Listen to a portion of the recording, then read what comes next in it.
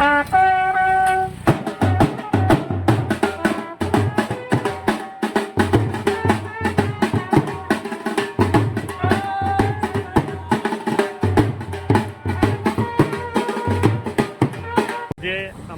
ભારતીય જનતા પાર્ટીનો 46મો સ્થાપના દિવસ છે।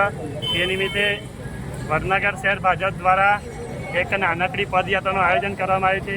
આ પદયાત્રા કાપડ બજાર થઈને રામચોક થઈને અને રામજી મંદિર જૂના ખાતે પૂર્ણ થશે। સાથે સાથે સાંજે પણ એક ભવ્ય યાત્રા વિશ્વ હિન્દુ પરિષદ દ્વારા યોજવામાં આવી છે। એની અંદર પણ અમારા ભારતીય જનતા પાર્ટીના કાર્યકર્તાઓ એની અંદર ઉપસ્થિત રહેવાના છે। આજે ભારતીય જનતા પાર્ટીની પદયાત્રામાં કેટલા લોકો ભાગ લઈ રહ્યા છે? અંદાજિત અમારા સૌ કાર્યકર્તાઓ, હોદ્દેદારો, નગરસેવકો તમામ લોકો આની અંદર હાજરી આપી રહ્યા છે।